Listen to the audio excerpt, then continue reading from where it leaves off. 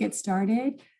Thank you for joining us for our webinar today that will be over remote learning student eligibility. We'll start by reviewing our agenda for today. We're going to have some super brief introductions of the TEA team that will be presenting this webinar to you all. We'll have a quick refresher over our SB 15 student eligibility criteria. Then we'll go through the student eligibility listing for remote learning that was put out for students who are eligible or not eligible to participate in remote learning. And then we'll end today's webinar with an overview of PEIMS data reporting. So we'll jump into our introductions for today. My name is Nicole Aguirre. I'm the Director of Virtual Education and Innovation here at the Texas Education Agency. I have been the person, you've probably seen my face if you've joined us for our SB 15 webinars that were the series that was put on throughout the fall, as well as launching the Virtual and Hybrid Program Accelerator here at the agency. So we also have a program that supports districts who are interested in launching a virtual or hybrid program. And if you're interested in that, feel free to save my name and contact information and reach out to me, and we're happy to help you in that regard. And I'll pass it over to my colleague, Joe. Good morning. Thank you, Nicole. My name is Joe Herrera, and I'm the manager for the Student Attendance Accounting Handbook and SHARS with the district. Happy to be here. Thank you again for inviting me to another webinar, and I'm happy to give out some information to folks so that they have some better understanding and some resources.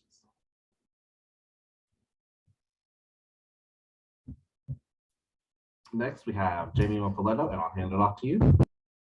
Thanks, Joe. I'm Jamie Muffaletto. I am the Data Standards and Governance Manager here at TEA, and I'm excited to be with y'all today and go through some of the reports you can run and just a little bit of the data surrounding attendance. And so we're looking forward to being with y'all today.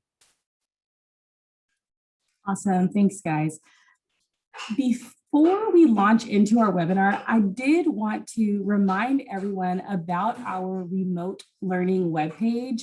At the end of today's session, I will drop all of these links in the chat for you guys to access.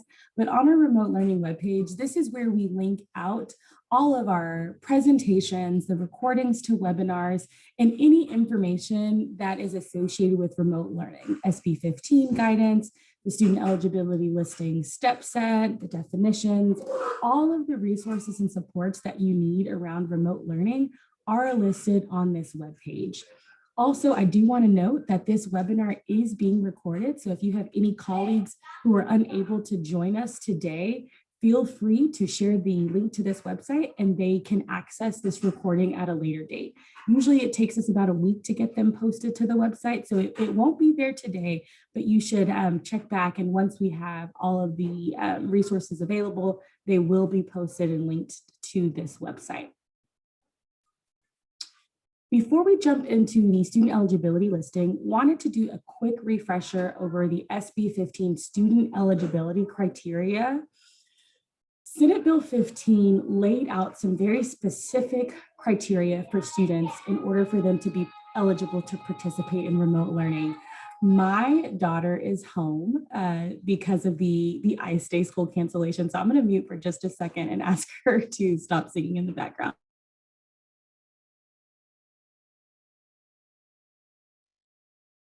Sorry about that. I'm sure many of you may be in the same boat with the late starts and cancellations for today. But under Senate Bill 15, for a student to count toward ADA under Senate Bill 15, there are certain eligibility criteria requirements that must be met.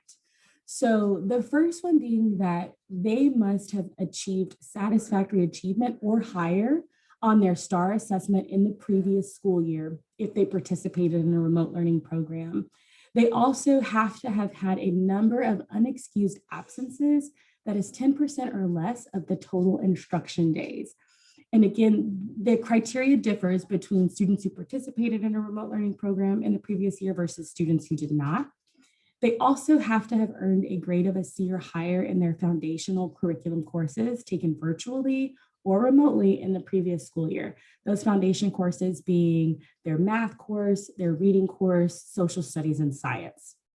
If a student did not participate in remote learning in the previous school year, the districts are required to look at their attendance for the current school year to participate. These other requirements are not required for students who did not participate in a remote learning program in the previous school year.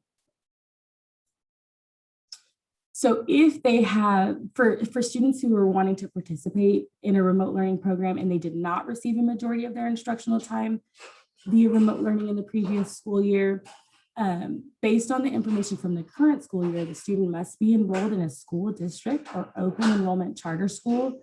The student has reasonable access to in-person services at a district or a school facility, and the student has fewer than 10 unexcused absences over a 6-month period.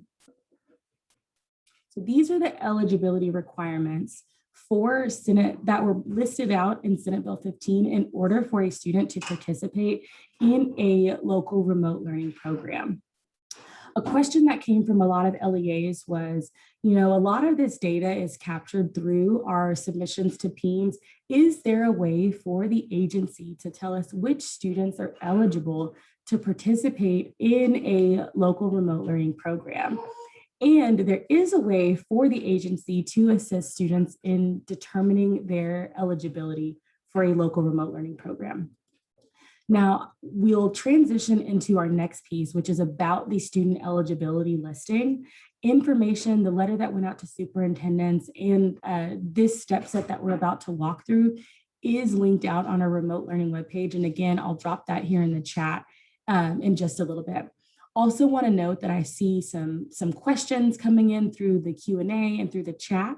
We will have a Q&A section at the end of this webinar to address all questions that are asked throughout this webinar. But I will say the student eligibility listing is based on information that is provided to us through your PEIMS submission. And I also want to note that there are pieces that we do not have readily available at the agency to determine student eligibility. So we can help you with determining that student eligibility, but if there's any spaces within your listing that are blank, then LEAs will have to do some additional legwork. So let's just jump into what it looks like to access your student eligibility listing. So first, in order to access the listing that was created for every single school district, you'll need to access this information through your TEAL account. Once you have logged into your TEAL account, you'll see this main screen that shows you all of the options that are available.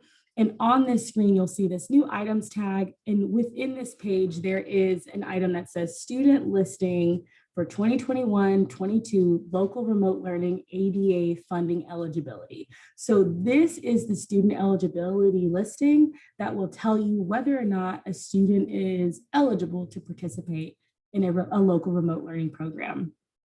So once you've gone in, you've selected that listing, you will download an Excel for your district, an Excel spreadsheet that includes all of the students in your district and their eligibility listing for the 2020-2021 school year, or 21-22 school year. There's also on our remote learning website, there is a listing document that tells you what each of the fields means and the explanation for what that field means. So we'll go into what those fields will look like once you've downloaded that student eligibility listing. So once you're in here, you've downloaded your spreadsheet, you'll see that a row will look just like this. You'll have student G is the example. We've omitted names here, but you'll have the students' names. You'll have whether or not they participated in a remote learning program for more than 50% of the school year. You'll have what grade they're enrolled in. You'll have whether or not they passed any STAR exams that they took the previous school year. And then you'll have their attendance requirement. And then the final column will tell you if they are eligible, yes or no, to participate in a local remote learning program. If at the end of that column, it doesn't say a definitive yes or no, and you see TBD, that means that there are some missing components within their data that the district themselves will need to do some additional research to find out whether or not that student is eligible to participate in a local remote learning program. If you look at this assessment and you see if needs a BOI or a STAR assessment, but the student was in a grade for which a STAR should have been, that if a STAR should have been administered and the student did not take that STAR, then you'll see that they need to take a BOI assessment. And that BOI assessment is the STAR assessment, and you can access that through Cambium. A different assessment can be administered that shows grade level proficiency in TEAL's example of the STAR BOI assessment. In the instance that the student did not take a STAR exam in the previous school year, we'll need to capture that information.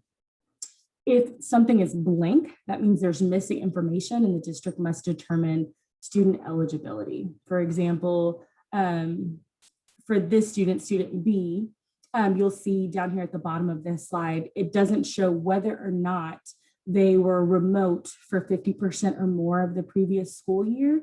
If that column is blank, the district will need to go and do some research and look internally to see whether or not that student participated remotely for more than 50% of the school year. So we also have some cell content if it's yes, if it's no, if it's blank, what that means. If it's yes, check the STAR eligibility. If it's no, check district records to see if the student qualifies based on current school year criteria. And if it's blank, the student is not eligible for ADA funding for remote instruction because there's no 2020-21 attendance data to support enrollment of 50% or higher of remote instruction. So all of these, the cell content, all of this information is on our remote website. So you'll want to use district records to determine if the student earned a grade of a C or higher in their foundational curriculum courses taken virtually or remotely. If yes, the student meets the eligibility criteria for ADA funding. If the answer is no, they did not have a C in their foundational curriculum courses, the answer is no, the student is ineligible to participate in remote learning for the current school year. So we've also built out this very robust flow chart for LEAs to use as they determine whether or not a student is eligible for remote learning.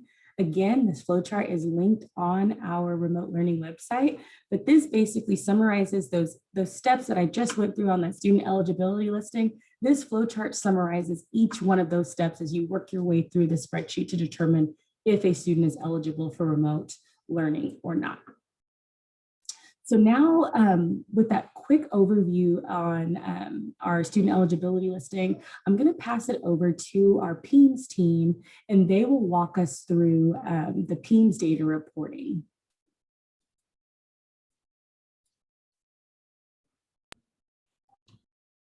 So before we get into a lot of the reporting that happens, and while I'm speaking, I'm going to ask for some of my friends out there, Kim Lyons, Sharon, Beth Nagley, if you'll pop in the chat that says the yes, you can hear me and that I'm loud enough. I know that was a concern a little bit earlier, and I want to make sure everyone can hear. So thank you for that comment real quick. Perfect. Thank you, ma'am. So before we get into what PEIMS, some of the PEIMS reporting and some of the PEIMS validation, we just want to remind you about what you're coding and how you're coding so that you're reporting the correct information when you do submit PEIMS at the end of the year. And that basically has to do with what types of coding you're reporting and who you report that for. Now, as always, the in-person student who is on campus, they get a present code at the official attendance taking time, and they're good. And that's how attendance has always been taken for in-person students. With the passage of Senate Bill 15, back came the reintroduction of the idea of remote synchronous present and remote asynchronous present if you are offering a virtual program that is funded through Senate Bill 15. So when those kiddos are present, remember, they're to be coded as remote synchronous present if they are participating in Senate Bill 15, and if they might be participating through something like remote conferencing. Remember, remote conferencing is an option for students who have a temporary medical condition that requires them to be at home. They still get 4 hours of instruction every single day, but they are remote, so they need to be marked as remote synchronous present when they are present at the official attendance taking time.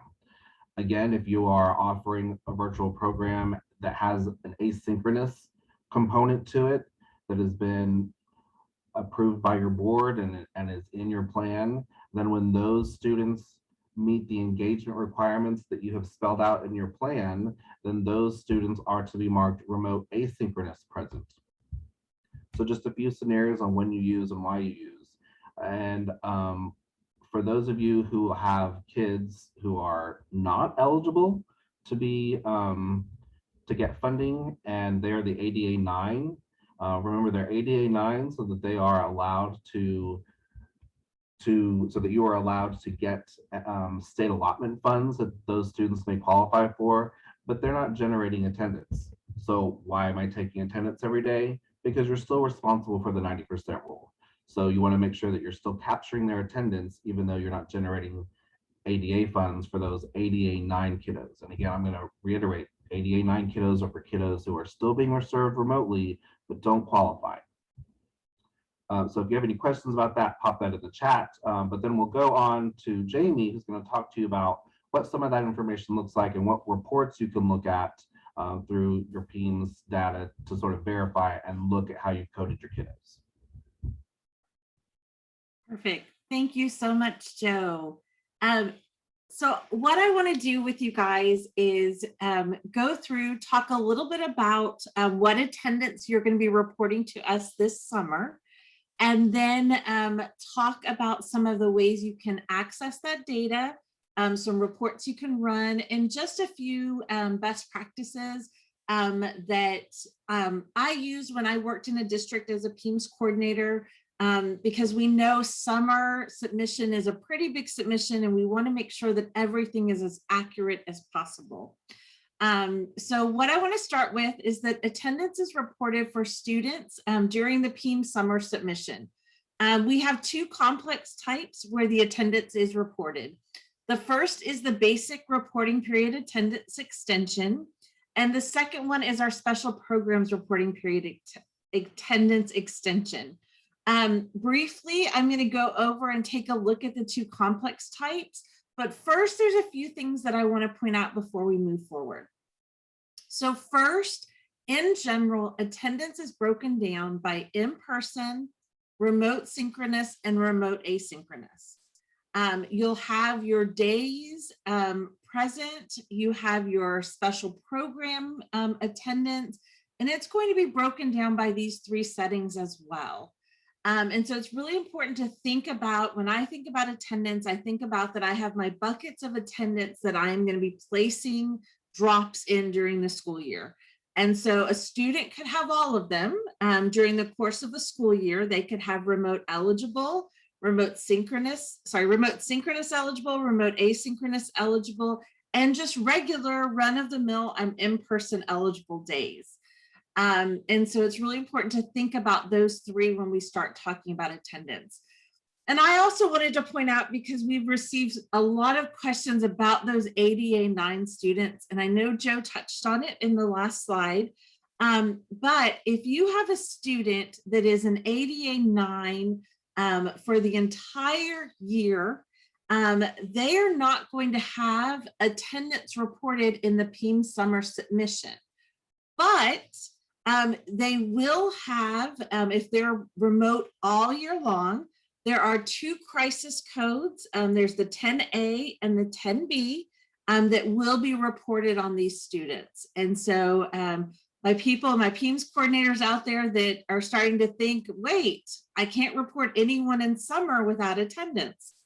Not to worry, we're using those crisis codes to be able to say, if this student doesn't have any attendance, but they have one of these two crisis codes, go ahead and send their information for us. So let's jump into the next slide and look at our first attendance complex type. So this is just our basic period, reporting period attendance extension. This is going to give us, as I mentioned, the eligible days present for in-person, remote synchronous, remote asynchronous.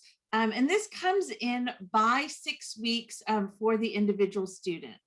And then when we flip to the next slide, we're going to see the special programs attendance. And this is just a piece of the special programs attendance. It is a lot bigger of a complex type. And so on the next 2 slides, you'll see the rest of it. But what I just want to point out here is to kind of take a pause and look. All of our pieces are going to have an in-person piece, as I said. So for example, total eligible bilingual ESL days present. Those are for our in-person kiddos. Then we have an RS and an RA. And so you're dropping those drips into the buckets depending on what type of instruction that student is receiving. And so you can just go to the next slide. This is just further into the complex type. And then on the next one, I think is the rest of the complex type. So we'll go on to the next one. And so what I want to do is pause here and talk about what we're about to go into. And so we are going to take a look at some of the reports that you're able to run during the PEIMS summer submission. But what I want to do is pause and talk about the PEIMS summer submission. So all of the things we've talked about so far have been, this was what was reported in the 2020-2021 PEIMS summer submission. So that is done. And now we're looking at, we're going to have our 2021-2022 PEIMS submission, where we need to ensure that all of our data is accurate so that for 22-23, when you get your nice little listing of kids, everything is in there and it's accurate and you don't have to worry about anything. So PEIMS summer submission, this year, the submission is due on June 16th and resubmission is due July 21st. And so I do recommend prior to submission being due that you run the reports that I'm going to show you. You're accessing the data that I'm going to show you how to access, and just make sure if remote attendance needs to be there, that it's being reported. Or if no remote attendance is needed for your district, you need to ensure that none is actually listed. And then once you've actually completed your summer submission, I recommend that you run all the reports again, because you have the great opportunity until July 21st to ensure that your attendance data is accurate. And I cannot recommend enough that even if when you finish your submission, you feel like everything's good, I'm done, I'm not going to do resubmission, run those reports one more time and take a look and see if anything needs to get changed. So to start off, if you need to run reports and you have access, you're going to want to first off log into TEAL.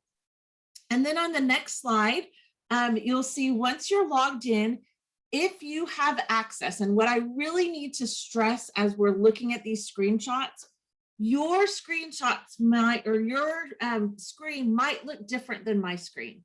But what you're looking for when you log in, if you have access to the Texas Student Data System portal. With that, if you don't have access and you are not the district PEIMS coordinator, go ahead and check with them to make sure to see if you need access. If you are the district PEIMS coordinator, please get in touch with your fabulous ESC PEIMS coordinators to see if they can get you some help to be able to request this access, because we really want you to be able to run these reports if you should be. And so really take a look and see if that's something you should be doing. So on the next slide, we have pretended we've clicked on there and we're going into a next screen. So again, this screen might not look exactly like the screen that you're looking at today, but what you're looking for is a box that says view reports. And if you don't have this box, please check with your district PEIMS coordinator or your ESC PEIMS coordinator to check and see if you need this access and how to get it. In this box, you will see there's a little drop down, and that little drop down could potentially have other collections listed. But what you're looking for is one that says PEIMS, and you're going to select that and then click on the box, and you're going to come into our next slide, which is going to show you what you're going to see next. Again, you probably have a lot more than I do whenever you go into this area. But what you are looking for is we're going to look right now about how to access some data that's already been promoted to the PEIMS data mart. So take a step back. You need to load your data. You're going to need to promote your data because that data has got to get into the PEIMS data mart. And then what you're going to do here is you're going to be able to access the data that you have reported to take a look and see what have I reported for individual students or for the whole district. So you're going to click on access data, and then the next screen is going to come up for us. And on here you have the search criteria.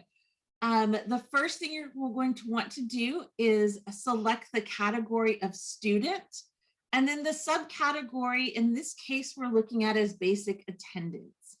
And so you can look at by individual student unique ID. So if you know of a kiddo that was remote and you want to make sure that all their attendance came in, you can type in that student's unique ID in that box, or you can put an asterisk and it's going to check everyone. However, I need to warn you that it's only going to show 1,000 records. So if you are a larger district, this might not be the best way to look at all your students. But I love the fact that I can search by unique ID, so I can grab the listing of kids that maybe have gone on remote conferencing. Because remember, if they're on remote conferencing, they're going to have some remote synchronous attendance. And so it's really important that I need to check those kids. And then once you search that, you're going to have all of that information in one right there on your screen. You can export this as a PDF, or you can actually export it as Excel. And then on the screen itself, if you just want to look at it here, each of these columns has a little up and down arrow. That allows you can switch the sort a little bit on the screen. So it's a great way to be able to look at your data. But I'm an Excel kind of girl, and so I would put this in XLS, and then I can manipulate it and send it to who I need to send it to, and really be able to look and dig into our data. But as I mentioned, for a larger district, this way is probably not the way you're going to want to go.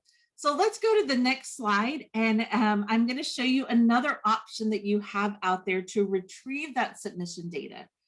So this is actually found under the access data as well. And you're going to go in and select the category of student. And then there on the left-hand side, it will actually have student basic attendance is going to show up first on the left-hand side. You're going to click that add button and pop it over to be able to see it on the right-hand side. And then you would go through and go next and then process the request for data. So what's going to do is this is going to go out, find all of your individual attendance data and give you a report on it. I do need to caution you, it might take a little bit of time for this data to be retrieved. And so I do recommend going ahead and running it, maybe moving on and doing some other stuff and then coming back, and you're going to have that report that you can look at, you can send out to your campuses to look at to ensure that all of your kids that should have some sort of remote attendance have it, and the ones that shouldn't have it don't have that remote attendance out there. So those are two ways that you can take a look at just your individual, your student level pieces. So now I want to go with the next slide and talk about two reports that we have available. If we can go on to our next slide. Perfect, thank you. So in the PEIMS summer submission, there are 2 reports that are available. There's the TSDS PEIMS Principals Report of Student Attendance, which is our PDM 3-130-001. And then our TSDS PEIMS Superintendent Summary Report of Student Attendance, again, PDM 3-130-008. And what I love about both of these reports is that you have choices on how you want to run them. This is going to be run and it's going to give you a summary of the attendance by grade level, but you have the choice. I can get all of my methods combined together on one report. I can run for just my in-person attendance. I can run it just to look at my remote synchronous attendance, or just look at my remote asynchronous attendance. And so this is a great report because you can run it by campus. I would run it by campus, send it out to the campus people and have them review. And when you're looking at remote synchronous and remote asynchronous, every campus might not have that. So these are great reports that even if you think you should not have remote synchronous, run the report and make sure you don't have any, because you don't want a kiddo to have the incorrect attendance showing that they were remote synchronous for 80% of their days during the year, when it's in fact an error. And so it's really important that you do run these. You are taking a look at these reports. And so I want to go on to the next slide. And this is just going to give us an example of what the reports look like. So this is a report where you'll see the instructional method is combined. This is showing us everything, and it is broken down by grade level. There is additional parts to this report where it'll get the rest of the grade levels, but I just grabbed a screenshot to show a little bit of it. And so this is a report that if you've been doing PEIMS for a while, looks very familiar. It's just everything summarized there together. When we go on to the next slide, you're going to see just a subtle difference. This is where I just want to see my in-person. And so you'll notice that those lines start with an IP. And so that IP shows me that this is in-person attendance that I'm looking at. On the next slide, it's going to look very similar, but we have an RS in front of those, each of those lines. So this is going to be our remote synchronous report. So I can look and see, do I have remote synchronous attendance? Should I have remote synchronous attendance? And where it lies by grade level and by campus, if I run it by campus, or by the whole district. And then I'm sure you can guess, if we look at the next slide, you're going to see that we have our remote asynchronous here. Looks exactly the same, but it just has that RA at the beginning of it. So as I talked about it before I started, I want to talk again and recommend about running these reports, accessing your data frequently to ensure what you are reporting is accurate. Once submission is completed in June, you still have a few weeks to really dig in and make sure your data is accurate before resubmission. I love using these reports, accessing the data. I came late to life in learning about accessing the data. And so if you've never done that before, I recommend going out there and looking now, because it is amazing to be able to see that. Start validating your summer data. Make sure that you're really taking a look at this so there's no surprises when you get to the point and you're seeing that this kiddo had attendance reported they shouldn't have. And so remember, you've got that first submission there in June, resubmission in July, and that's when you really wanted to make sure you have everything taken care of before that. I do want to take a moment because I have the mic and I get to say it. I know there's a lot of hard work that goes into completing these submissions. PEIMS coordinators out there, you are an amazing group of people. I applaud you for running these reports, the work you do day in and day out. Y'all are amazing people and work so hard at this. And we're here to help. If y'all have any questions, let us know. But I'm going to pass this off because I believe that ends my slides. Thank you. We will now switch gears and we'll jump into our Q&A.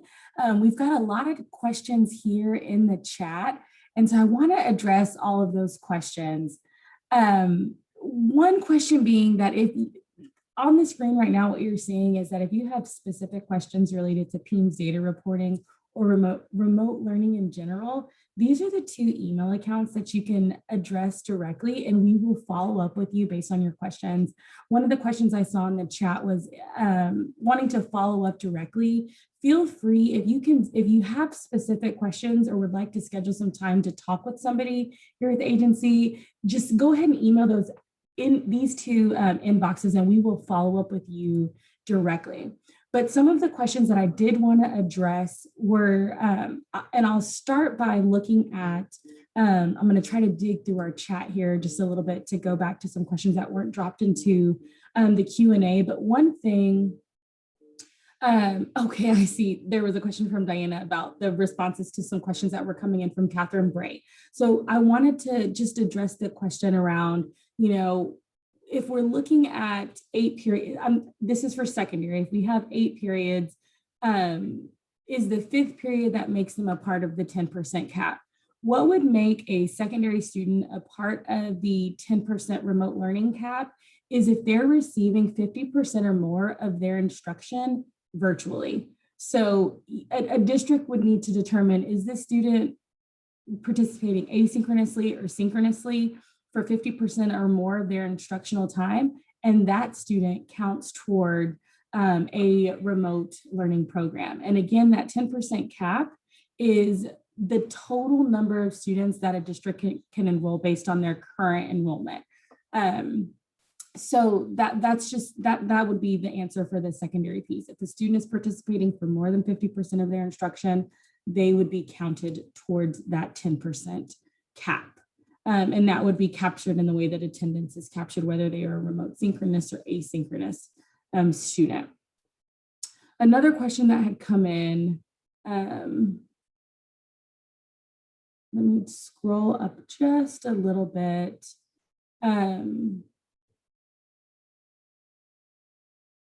When determining whether or not a student participated in remote learning, like when determining, how do we determine the number of days that a student participated, whether or not they participated 50% or more of the time? And for that, we're looking at the total number of instructional days.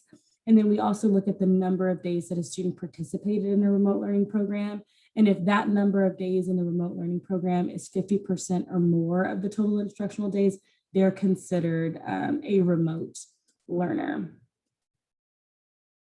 Joe, this might be a question for you that came in the chat, but it says, if ADA 9 students generate special POP allotment funds, then how will TEA determine that if during the time they were ADA 9, special population attendance is not reported? That is a great question. And actually, this is a PEIMS question. So, oh, sorry. No, I'm happy to address that question. So actually the allotment fundings that these students are eligible for are at risk. So the state comp ed allotment funding, dyslexia allotment, fast growth allotment, gifted and talented allotment pieces. And so those are not directly related to the attendance piece. It's going to be their program. And so during summer submission, some of those pieces, the identifiers for the, like for example, gifted and talented, dyslexia, things like that are, I believe, reported in summer. I know they're definitely reported in fall. And so that's where they will use that data that comes in to provide for that allotment funding.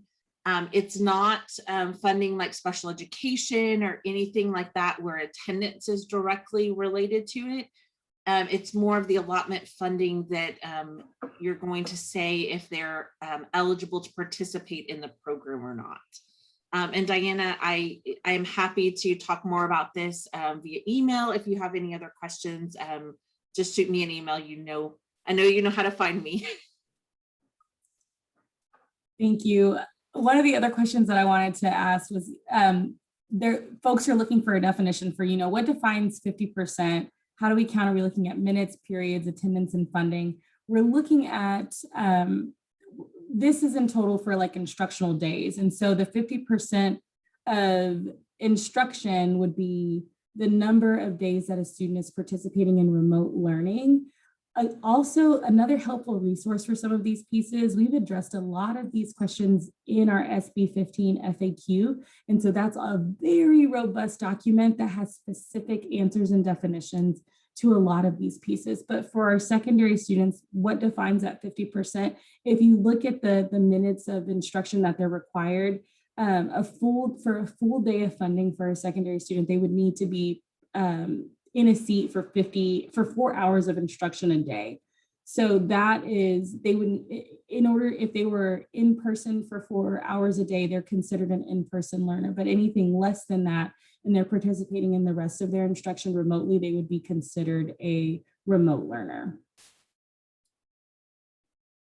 And Joe, I don't know if there's anything you want to add to that. I know this secondary piece, there were a lot of questions that were coming in around how do we determine whether or not a secondary student is a remote learner versus an in-person learner? And it's the 2-4 rule, correct? Correct. Okay. Let me double check and see.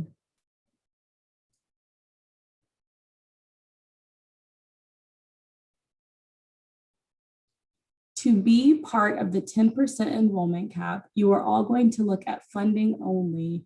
And if these PEIMS reports say less than 50% attendance in this funding period is remote, then it counts towards the 10% cap. Is that correct? If less than 50% of their instruction, when you're looking at that 50% of instruction, we are looking at, so this student participated in a remote learning program in the previous school year. So that column is telling us were they remote more than 50% of the time or less than 50% of the time. If they were remote for less than 50% of the time, then they are not counted as like a remote learner for the previous school year because it was less than 50% of their instructional days. If they were remote for more than 50% of their instructional days, you do have to consider that student a remote learning for the previous school year.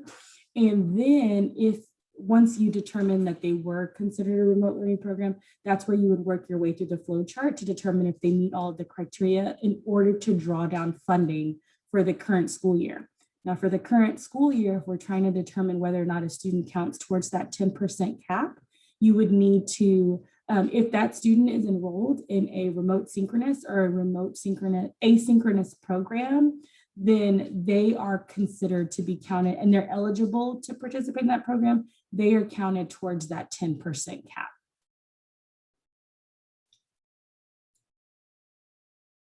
Okay, and then it says in the flow chart, if a student makes it to the green box, should they also meet the current year criteria? That is correct. So the current year criteria, meaning the biggest piece there is attendance. And if they have more than 10 unexcused absences in a 6-month period, they would not be eligible to continue to participate in a remote learning program. So the biggest piece that we're looking at for the current school year is attendance. The student needs to be actively participating in their remote learning. I also see on here, will we get a copy of the chat questions and answers? We will pull all of these. I'm going to save the chat and the Q&A, and any question that's not already addressed in our FAQs, we will follow up and we will update those documents based on some of the questions that we're getting here in the chat. And then the last question that we'll answer today is in the flow chart. If a student makes it to the green box, just kidding, we've already answered that. Let me jump over here to the Q&A. If a student is in remote conferencing and goes beyond the 20 instructional days, the student met all criteria to be in FSP funding for a remote learning program, but does not switch to the remote learning program, and the student wants to remain in remote conferencing, do we need to have a waiver in place to keep funding beyond the 20 days? Or does the student qualifying for a remote learning program sufficient enough to keep the funding turned on? So Juan, that's a great question. And we need to remember that remote conferencing is not a a learning program. It is a specific option for kiddos who need a temporary remote learning option for them. So if that kiddo has qualified for remote conferencing and does not want to participate in the learning program and wants to continue with remote conferencing, you need to have a waiver to go beyond the 20 days, or that kiddo needs to move to your learning program. If they don't want to move to your learning program, then that kiddo becomes an ADA 9 for generating funds unless a waiver is submitted specifically for that kiddo.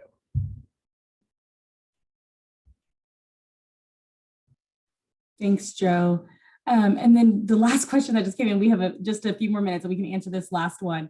Students that did not take the STAR kinder through third, do we just look at the current school year criteria? And that's correct. So for those students, we're looking at attendance. And this question is also addressed in our SB 15 FAQ document linked on the remote learning webpage. So again, thank you all so much for the work that you're doing and for also joining us today for this webinar. We will be following up with all attendees who have registered for this webinar. We will follow up with a copy of this presentation, as well as any follow-up questions. We'll provide answers to any questions that are not already addressed in our FAQs that are posted on our TEA website. So again, thank you for joining us, and we look forward to connecting with you all in the future. You guys have a great day.